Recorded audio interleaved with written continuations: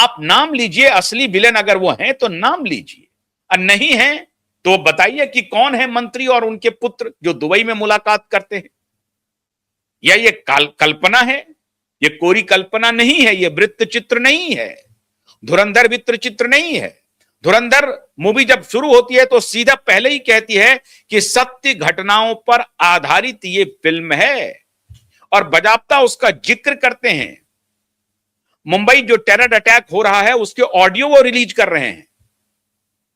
रूपांतरण, नाट्य रूपांतरण हुआ है, नाट्य रूपांतरण आप देख रहे हैं उसमें कि कैसे अक्षय खन्ना, अर्जुन रामपाल जो मेजर इकबाल बना है, रहमान डकैत जो अक्षय खन्ना बने हैं, और रणवीर सिंह जो जमाली बना है, हमजा बना है, वो किस प्रकार से रणवीर सिंह की भूमिका, और आर माधवन जो शायद एनएसए डोवल बने हैं, इन सबका किरदार बहुत महत्वपूर्ण है।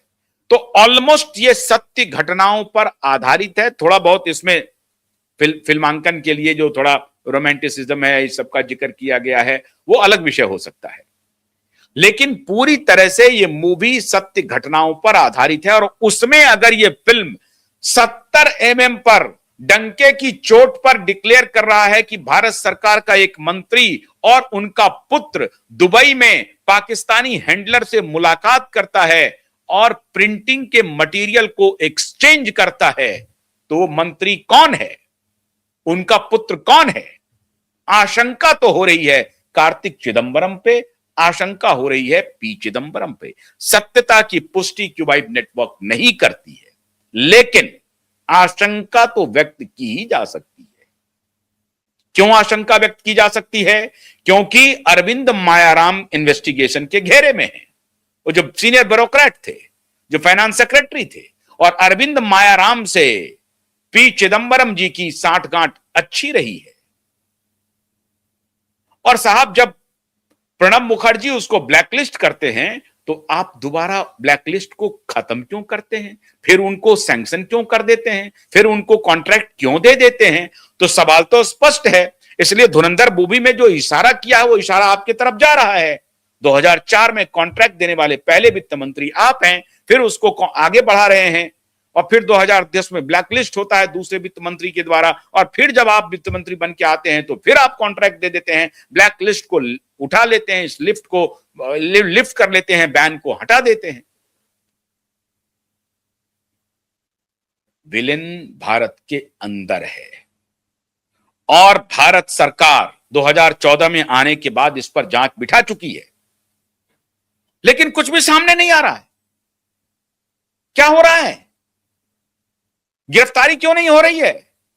अगर भारत सरकार का पूर्व मंत्री और उसका बेटा इसमें शामिल है तो गिरफ्तार क्यों नहीं किया जा रहा है? कौन रोक रहा है? फिर अगली घटनाएं होगी क्या? धुरंधर मूवी में साफ दिखाया जा रहा है, जियाउल हक के बारे में चर्चा की जा रही है कि भारत को 1000 जख्म दो, 1000 जख्म देने का सिलसिला जारी है। बालाकोट हो गया, पुलवामा हो गया, सब हो गया। उसके बाद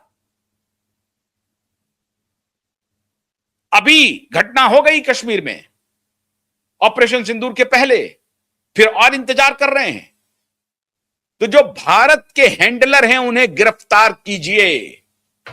भारत सरकार से मैं डिमांड करता हूं कि भारत के हैंडलर, जो भारत के दुश्मन यहां बैठे हैं, उस पाकिस्तानी क्रूर हैंडलर से भी ज्यादा खतरनाक ऐसे लोग हैं जो भारतीय सिस्टम में बैठ करके भारत के खिलाफ छद्म युद्ध कर रहे हैं अपने निजी लाभ के लिए, निजी स्वार्थ के लिए। वो कौन है?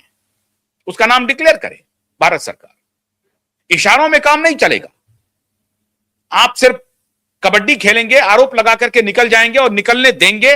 सीबीआई इन्वेस्टिगेशन भी करती रहेगी, फिल्में भी बनती रहेंगी, और नाम कभी नहीं आएगा सामने, उनकी गिरफ्तारी नहीं होगी।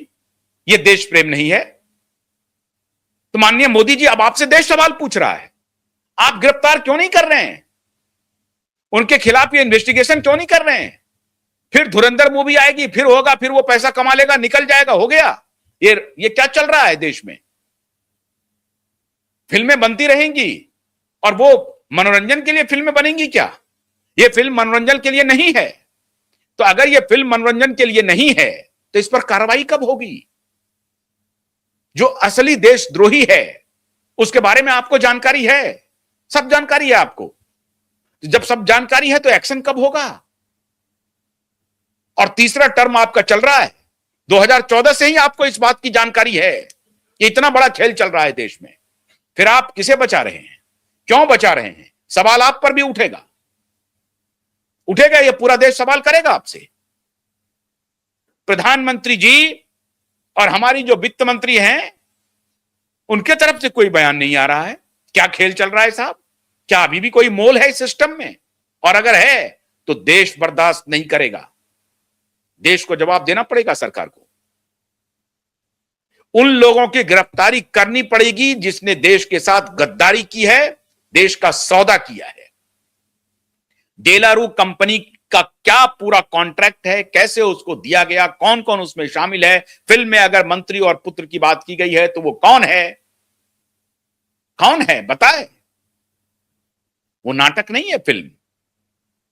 मित्रों, सब कुछ आपके सामने है। किस वित्त मंत्री ने कॉन्ट्रैक्ट दिया, कब वो ब्लैकलिस्ट हुआ, किस वित्त मंत्री ने उसको ब्लैकलिस्ट किया, फिर दोबारा किस वित्त मंत्री ने उस ब्लैकलिस्ट को उठाया और फिर कॉन्ट्रैक्ट दिया, सब आपके सामने है। क्यों दिया, काहे दिया? नकली नोट चल रहे हैं। फिल्म ने इसका पूरा जिक्र किया कि वो कराची से पहुंचता है कतर, और कतर से पहुंचता है नेपाल, नेपाल से पहुंचता है भारत, और भारत में वो जो बूचड़ खाने हैं ना, पूरा बाजार धंधा चल रहा है साहब। इसलिए माननीय कपिल सिब्बल जी के पेट में बड़ा दर्द होगा, क्योंकि बहुत सारे बूचड़ खाने के मालिक हैं वो। अब ये सच्चाई क्या है मुझे नहीं मालूम, लेकिन ये चर्चा है पावर गैलरी में कि उनकी पत्नी जो है वो कोई किसी बूचड़ खाने की मालकिन है, क्या है भगवान जाने, मुझे नहीं मालूम सच्चाई क्या है। ये तो तहकीकात का विषय, आप सभी तहकीकात कीजिए, मैं फिर इसकी पुष्टि नहीं करता हूं। लेकिन बूचड़ खाने में कैश में खेल होता है, और उसी बूचड़ खाने से कैश पूरा ट्रैवल होता है।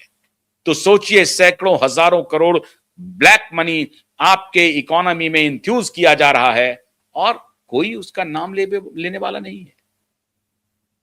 भारत सरकार को इस पर श्वेत पत्र पेश करना चाहिए, और जिन लोगों ने भारत के साथ गद्दारी की है उसे सजा मिलनी चाहिए, वरना यह मान लिया जाएगा कि सरकार भी मौन है, सरकार सिर्फ मनोरंजन कर रही है, सिर्फ ढेला फेंक रही है, पत्थर फेंक रही है। हाँ, वो उसको बदनाम कर दिया, निकल लिया, हो गया, आपका काम सिर्फ पॉलिटिक्स करना है, यही मान लिया जाएगा।